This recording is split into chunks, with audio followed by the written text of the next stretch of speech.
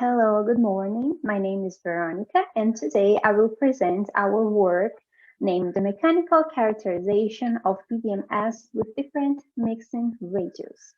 The authors are Flaminio, Sales, Ronaldo, Ariati, Verônica, Noronha, and João Ribeiro. And all of us are located at Instituto in Instituto Politécnico de Bragança.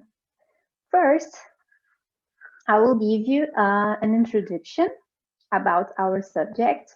After, I will speak about the methodology, results, and finally, the conclusion. So, the material of our study is polydimethylsiloxane, also known as PDMS, and it is a silicon-based polymer. Its main properties are transparency, biocompatibility, high flexibility, chemical and thermal stability. Among these properties, PDMS also has low cost and easy manufacturing, which allow it to have a wide range of applications in many fields, namely mechanical, civil and electronic engineering, and also in biomedical devices. An improvement of PDMS properties can be reached by changing its mixing ratio between the base polymer and the curing agent. And the curing temperature and curing time also can be changed. And we can also use additives to change these properties. The mixing ratio, for example, affects the amount of interactions between the polymer chains, what consequently affects the mechanical properties of a polymer. Generally, for PDMS, it is used a ratio of 10:1 weight-weight that is recommended by the manufacturer. The curing process can be placed in high temperatures that requires less time, or at room temperature, which takes around 24 to 48 hours. In some previous studies, as we can see here,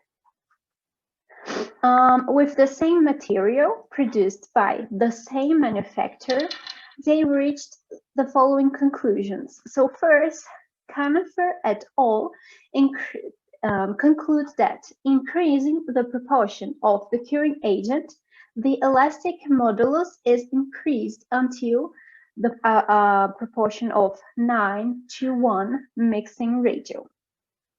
Also, Kim et al. Reported that the excess of curing agent lead to a rigid PDMS and excess of base polymer lead to a more flexible PDMS. So here in this study, we aimed to evaluate some mechanical properties through tensile test and hardness test in 3 different mixing ratios. So the methodology followed 3 steps. First, the samples were manufactured. So we used PDMS Sealguard 1A4, and 3 mixtures were made following the ratio 10:1, 10:2, and 10:3. And it was manufactured 2 samples for each ratio for each test. So in this process, the base polymer and curing agent were weighted, mixed, and degassed in a vacuum desiccator to remove the bubbles. After, the material was placed in aluminum molds, and the curing process was at room temperature around 25 Celsius degree for 24 hours. The tensile test was carried out in an universal tester machine, Shimatsu, following STM D412 standard at 18 Celsius degrees. And finally, for hardness test, It was used an analogical portable durometer type short A, and it was executed in a plane surface, and 5 measurement points were chosen randomly. It was also carried out at 18 degrees. So now let's go to the results that we found out. First, for the tensile test, we obtain these stress versus strain curves. By the curves, we can see that for all the 3 mixing radios, the tensile strength was reduced when the percentage of curing agent was increased, as reported by Canifer et al., as we saw before. The youngest modulus for the radio 10:1 was 1.527 MPa. For the ratio 10:2, we found 1.334 MPa. And finally, for the mixing radio 10:3, we found 1.687 MPa. So for 10:1 and 10:2 mixing radios, the results can be related with Canifer and Kim studies, because the excess of curing agent could have led to a less flexible PDMS. And for the PDMS with proportion 10:3, Young's modulus was higher than expected.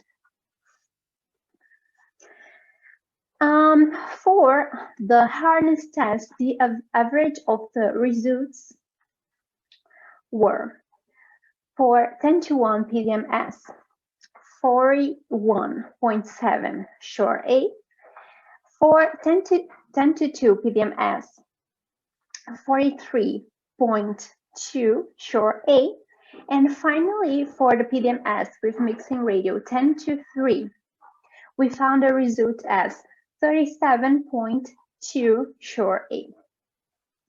So for PDMS 10:1, the result was close to the one given by the manufacturer, which is 44 short A. The relationship between hardness and Young's modulus did not follow the general trend related in the bibliography once they were supposed to be proportional. So by these studies, it was possible to conclude that, first, the tensile strength was reduced when increasing the percentage of curing agent, as already expected.